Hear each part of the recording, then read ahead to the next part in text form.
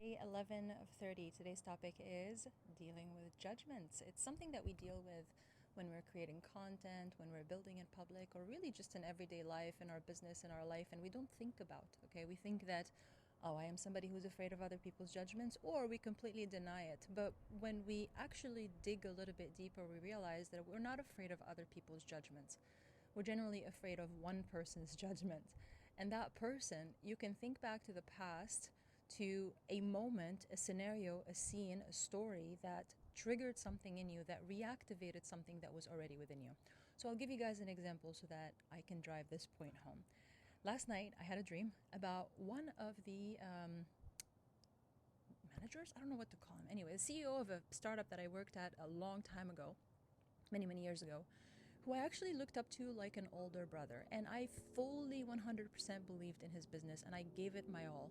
Unfortunately, long story short, during that time, I was going through certain things that I didn't understand at the time. And he had his part of, like, he made mistakes, I made mistakes.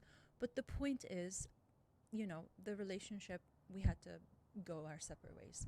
And I still had a pretty positive opinion of this person.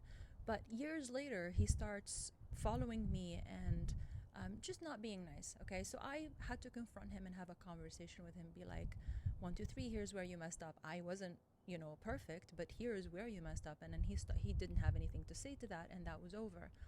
But that person, one of the things he did is that he convinced me that I was too much at the time. Like, he loved how passionate I was about his business, but he did not like the passion. Okay, the cats figured how to open up the balcony door. Wow. Okay, we have cats that we can open doors here in this house. Swear, and I'm not making this up. Anyway, so one of the things he complained about, Kala, get the fuck out of here. One of the things he complained about a lot was that I was too passionate, too intense, too much. He liked seeing that in his business, and when I talked about his service, his product, which is also partially a service, because it was great at convincing people to be on board, to buy, to whatever. So, for an advocate position, it was great. But whenever I spoke with the same intensity or passion about what's wrong with the business to him, to the team, he always said that it was too much. And to be fair, I was a bit too much. I cared a little too much. I should have just channeled all of that energy in myself and my own business instead of worrying about other people's businesses. But, I had that, like, I still was, I didn't know what I didn't know. Anyway, so the point is, I suppressed myself a lot in that role and after that role for a few years, and I became more and more. I felt like something in me was missing, but I kept pushing through to try to fit in that environment.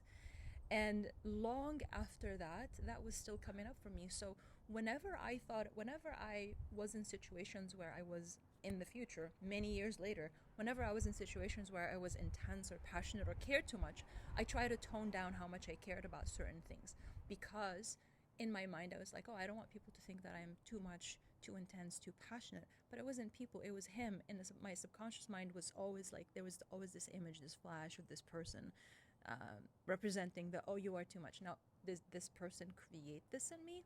No, that thing was already there.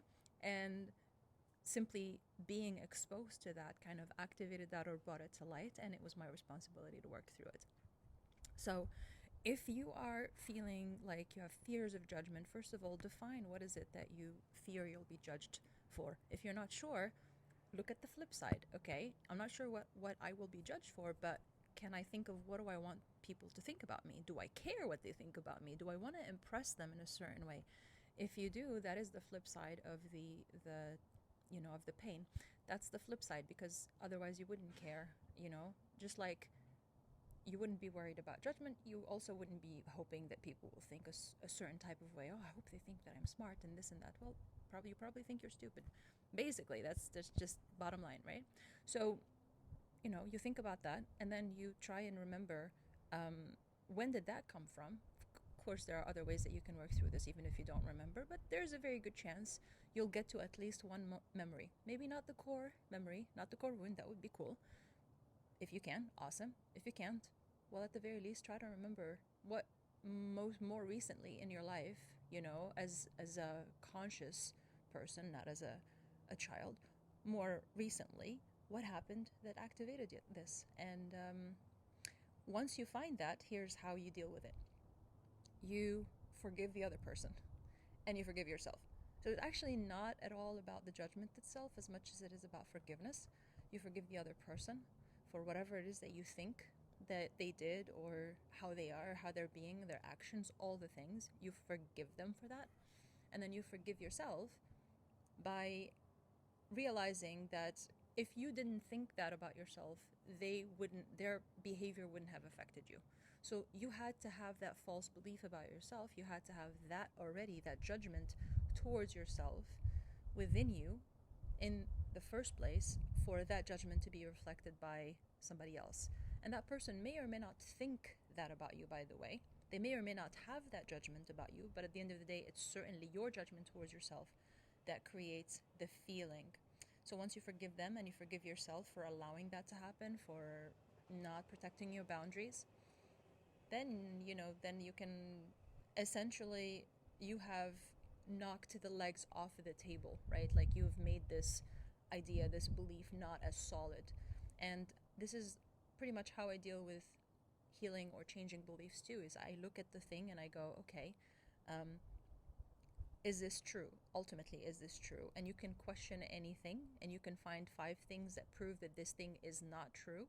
And if you repeat that over and over, you'll see like you can change beliefs within days. People think it's difficult, it's complicated. It's not. You can actually change it pretty quickly. But this is a different story. This is not about changing beliefs. This is about figuring out where is the judgment that you have towards yourself, where is it coming from, and how can you deal with it in the healthiest way possible, so that you can clear it out, so that you can allow yourself to move forward without constantly judging yourself. By the way, you can move forward without ever stopping the judgment towards yourself.